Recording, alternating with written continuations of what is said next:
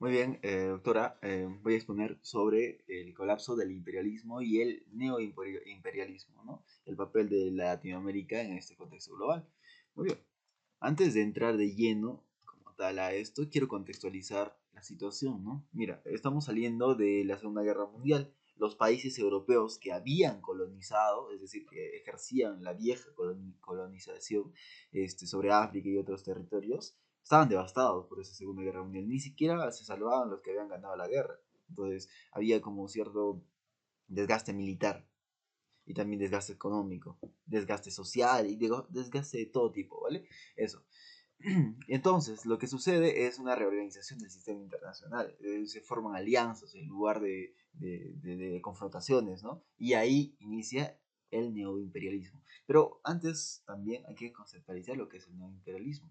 Este se conoce o se conceptualiza como una nueva forma moderna de dominación que no se trata o no consiste en conquistar directamente, militarmente, a territorios, ¿no? O sea, la fuerza, sino justamente lo contrario, sino es una forma indirecta de conquistar países y generar influencia en ellos, es decir, de forma diplomática, de forma como pasivo-agresiva, de forma tradicional o de forma cultural, se ejerce influencia sobre los otros países. ¿No? Ya sea invirtiendo, por ejemplo, en ellos, ya sea exportando productos, exportando cultura, ¿no?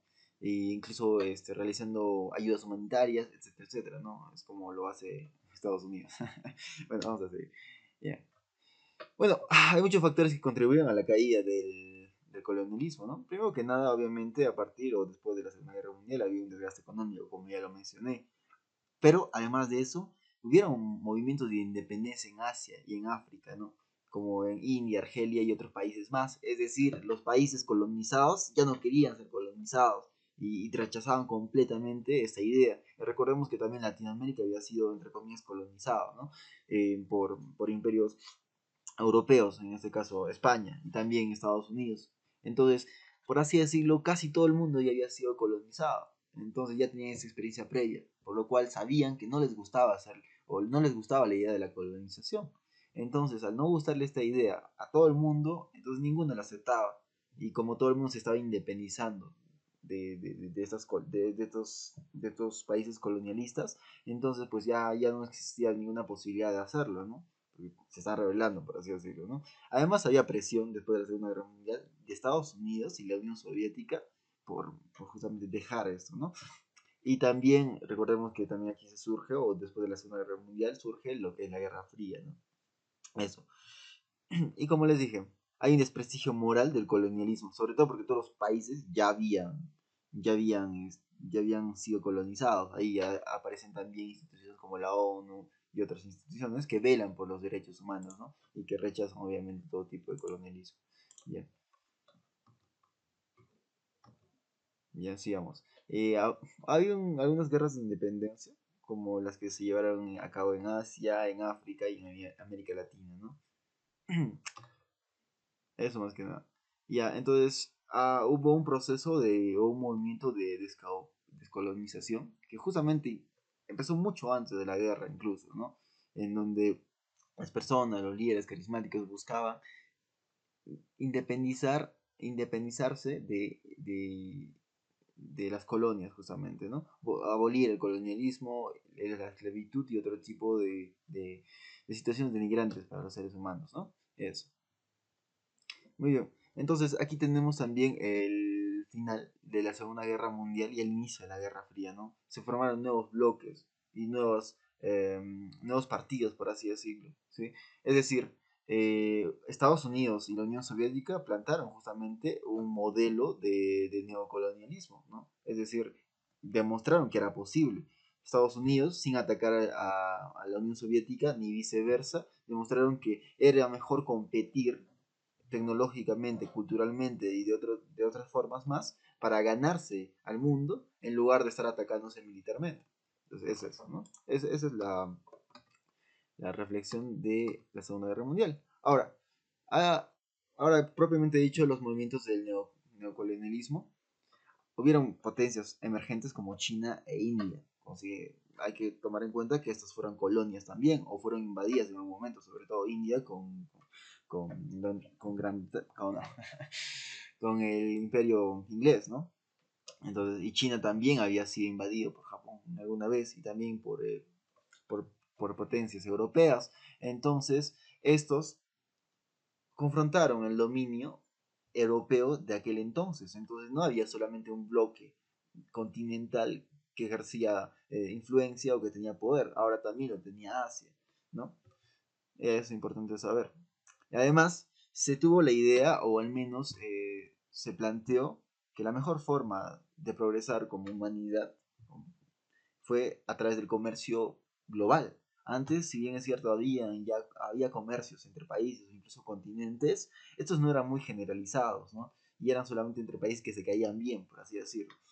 Pero ahora se dieron cuenta que no todos los países no tienen todos los recursos ni todas las materias primas suficientes como para autoabastecerse y necesita, con el fin de progresar, de los materiales, de la cultura, de la tecnología y del dinero, la inversión de otros países. Entonces aquí se hizo claro para todos los países que era necesario las inversiones privadas, la comercialización global, ¿no? Para intercambiar bienes y servicios de todo tipo y progresar, ¿no?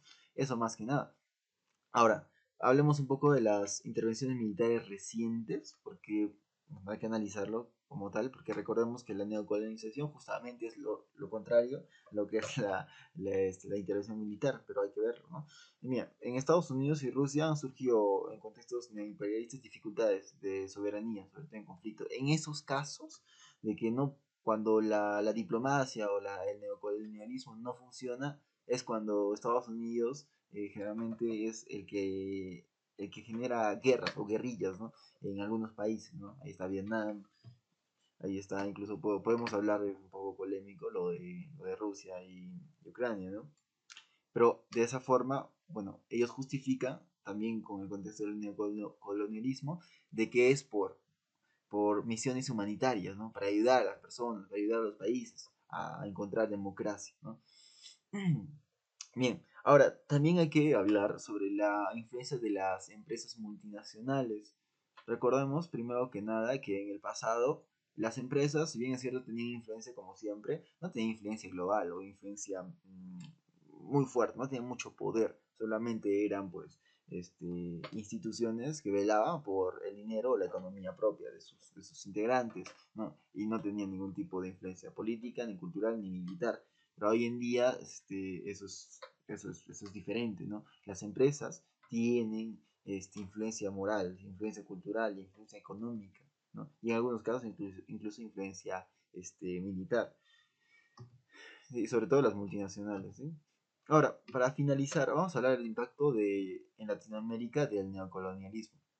Sí, después de esta Segunda Guerra Mundial, en Latinoamérica empezó a dejar de ser tan dependiente de los otros países, es decir, de importar tanto y empezó a industrializarse. Si bien es cierto, no se ha industrializado mucho porque sí produce industrialmente productos básicos, pero, pero estos antes los importaba, entonces ha tenido un crecimiento considerable. Todos los países de Latinoamérica han crecido considerablemente desde la Segunda Guerra Mundial. Esto los ha hecho más independientes, ¿no? Bien, ahora, a partir de ese desarrollo económico también hubo desarrollo social, ¿no? Hubo una urbanización rápida, la reducción de las desigualdades, ¿no? Claro, eso principalmente. Entonces hay que considerarlo, ¿no? Y los casos específicos en Perú, sobre todo en la revolución industrial y o sea, de las nuevas industrias que surgieron, fueron mm, que el, que justamente las empresas, al menos en los años 90, trajeron cambios y procesos notables de industrialización, ¿no? Sobre todo con impactos económicos muy notorios, ¿no? Eso principalmente. Y bueno, hablemos también de la resistencia y movimientos sociales dentro del Perú. Obviamente no todos van a estar de acuerdo, ¿no? Entonces, había muchas insatisfacciones políticas, ¿no? En Perú, en Chile, en Bolivia, sobre esto de la industrialización, ¿no? Además de sus propios problemas como tal. Es decir, habían luchas sociales por la justicia social, equidad, sobre marchas y problemas sobre la equidad en países como Bolivia y Chile, ¿no? Eso principalmente. En el caso de nuestro querido Perú, también habían problemas sociales, ¿no? Es decir, en cuanto a la industrialización, también tuvimos el tema del terrorismo, ¿no? Y más adelante el tema de corrupción y otros detalles más. Tuvimos guerras también, como la guerra del Cenepa, ¿no? Que también influyó bastante en nuestra industrialización, porque recordemos que cuando tenemos guerras es cuando renovamos más o innovamos más, ¿no? En cuanto a la tecnología, sobre todo la militar. Bueno, esto es todo, espero que se haya dado a entender. Y bueno, eso sería todo, doctora, entonces nos estamos viendo. Cuídate, hasta luego.